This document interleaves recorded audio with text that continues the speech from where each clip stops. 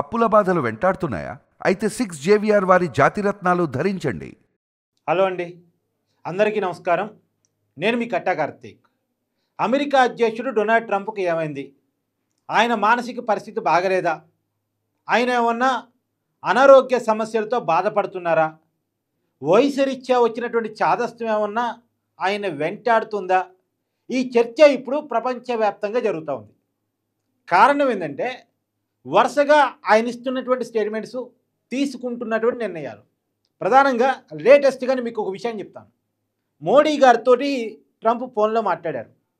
దీవాళీ శుభాకాంక్షలు చెప్పారు. వైట్ హౌస్లో దీవాళీ వేడుకలు కూడా జరిపారట. ఆ టైంలో మోడీ గారితో మాట్లాడారు, శుభాకాంక్షలు చెప్పారు, అంతా బాగుంది.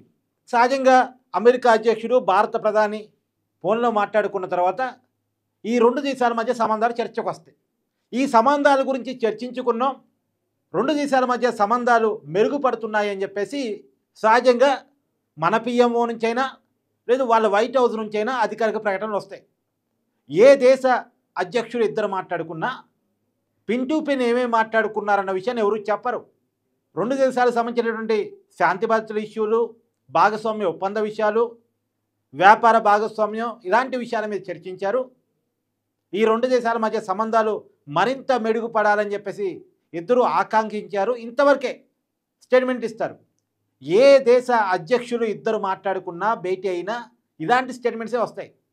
కానీ అమెరికా అధ్యక్షుడు డొనాల్డ్ ట్రంప్ భారత్ పాక్ సంబంధాల మీద నేను మోడీతో మాట్లాడాను అని చెప్పి చెప్పుకొచ్చారు. దాన్ని మన ప్రధానమంత్రి నరేంద్ర మోడీ గారు ఖండించారు. భారత్ పాక్ సంబంధాల గురించి ట్రంప్ మనతో మాట్లాడేదే ఉంటుంది. భారత్ పాక్ సంబంధాల గురించి భారతదేశం, పాకిస్తాన్ మాట్లాడుకుంటే మధ్యలో ట్రంప్ ఎవరు?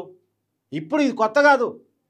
భారత్ పాక్ యుద్ధం ఆగినప్పుడు కూడా, అంటే సీజ్ ఫైర్ ప్రకటించినప్పుడు కూడా, ఈ సీజ్ ఫైర్ ప్రకటించడానికి కారణం నేనే, యుద్ధాన్ని ఆపింది నేనే అని ట్రంప్ చెప్పుకుంటూ ఉంటాడు.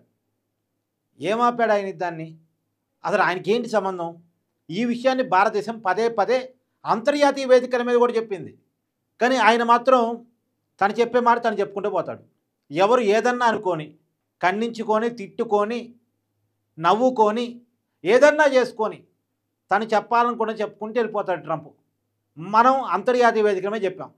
యుద్ధం స్టార్ట్ అయిన 2-3 రోజులకే పాకిస్తాన్ మా దగ్గరికి కాళ్ళబేరానికి వచ్చింది. ఆ టైంలోనే ట్రంప్ కూడా పాకిస్తాన్ ఇలా అడుగుతుందని ప్రపోజల్ పెట్టినప్పుడు కూడా మేము పాకిస్తాన్తో మాట్లాడుకుంటా ఉన్నాం. పాకిస్తాన్ నిజంగానే కాళ్ళబేరానికి రావడం వల్ల యుద్ధం అనేది మన నైజం కాదు కాబట్టి, మన బ్లడ్లోనే అది లేదు కాబట్టి, శాంతికి కట్టుబడే దేశం భారతదేశం కాబట్టి వాళ్ళు కాళ్ళబేరానికి వచ్చినప్పుడు ఆ కాళ్ళబేరాన్ని ఒప్పుకొని మనం పాక్తో సీజ్ ఫైర్ ప్రకటించాం. పాక్తో యుద్ధాన్ని కోరుకుంది మనం కాదు, కానీ ఆ యుద్ధం చేసింది వాళ్ళు, కవ్వించింది వాళ్ళు, చేసింది వాళ్ళు, కాళ్ళబేరానికి వచ్చింది వాళ్ళు, క్షమించింది మాత్రమే మనం. క్షమాగుణం ఉన్న వాళ్ళం కాబట్టి క్షమించి వదిలేసాం. ఎంతసేపు చెప్పండి పాకిస్తాన్ తుదముట్టించడం మనకి, పీఓకేని ఆక్రమించుకోవడం మనకి కాదు. అలా మనం కోరుకోవట్లేదు, యుద్ధాన్ని మనం కోరుకోవట్లేదు. యుద్ధం వల్ల వచ్చే పర్యవసనాలు ఏంటో మనకు తెలుసు కాబట్టి అసలు యుద్ధం అనేటువంటి భావాజాలంలోకి మనం వెళ్ళట్లేదు. అలా ఎప్పుడూ భారతీయ భావజాలం ఉండదు. ఏదో ట్రంప్ ఆపటం వల్ల, ఆగమని చెప్పటం వల్ల భారతదేశం ఆగదు. పాకిస్తాన్ కాళ్ళబేరానికి వచ్చింది కాబట్టి, యుద్ధం చేయటం భారతీయ దేశం యొక్క సహజ లక్షణం కాదు కాబట్టి, వాళ్ళు కవ్విస్తే, వాళ్ళు యుద్ధానికి వస్తే మనం తిప్పికొట్టాం. అంతే తప్ప మనకి యుద్ధం చేయాలనేటువంటి ఆకాంక్ష లేదు కాబట్టి మనం యుద్ధాన్ని ఆపాం. ఇది నిజమైన కారణం. మరి ఇదే ట్రంప్ మొన్న మధ్య ఇజ్రాయిల్ పాలస్తీనా మధ్య యుద్ధాన్ని ఆపాను అని చెప్పేసి గాజా దగ్గర పోయి సంతకాలు కూడా పెట్టొచ్చాడు. కానీ ఏమైంది? సంతకాలు పెట్టొచ్చి ప్రపంచ శాంతి కుదిరింది అనుకున్నటువంటి కొద్ది రోజుల్లోనే మళ్ళా ఆ రెండు దేశాల మధ్య ఘర్షణ వాతావరణం ఏర్పడింది. అవునా కాదా? నేను ఆడియన్స్ని అడుగుతున్నాను, కామెంట్ రూపంలో తెలియజేయండి. ఆఫ్ఘనిస్తాన్ మధ్య, పాకిస్తాన్ మధ్య యుద్ధం ట్రంప్ ఆపాడా? తర్వాత ఇజ్రాయిల్ మధ్య, ఇరాన్ మధ్య యుద్ధాన్ని నేను ఆపా అని చెప్పాడు.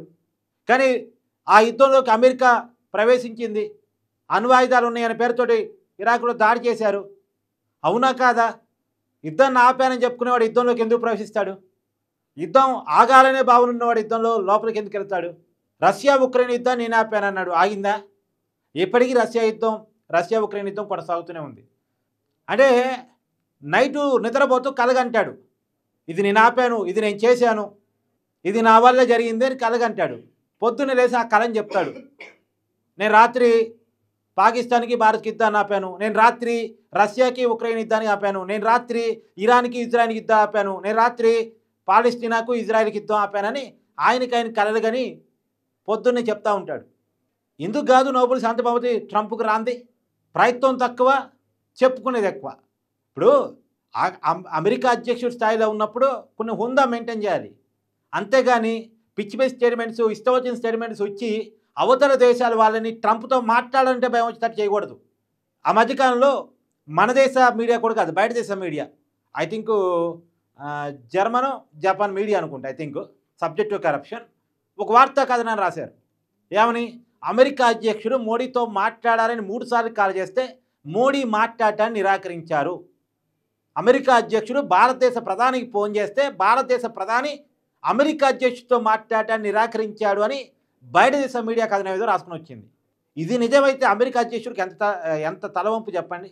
సహజంగా అమెరికా అధ్యక్షుడితో మాట్లాడాలని ఎవరైనా కోరుకుంటారు, అమెరికాతో సంబంధాలు పెంచుకోవాలని ఎవరైనా కోరుకుంటారు. కానీ అమెరికా అధ్యక్షుడితో మాట్లాడకూడదు అని ఎందుకు కోరుకుంటారు అంటే ఇప్పుడున్న పరిస్థితుల్లో ట్రంప్ చేస్తున్న పిచ్చి మాటలు, పిచ్చి వైఖరి, పిచ్చి చేష్టలు. దేన్ని సీక్రసీగా ఉండాలో, దేన్ని చెప్పాలో, ఎలా మాట్లాడాలో, ఎలా మాట్లాడకూడదో అనేటువంటిది ట్రంప్ అంటే ఆ గీతను చెరిపేసుకుంటున్నాడు.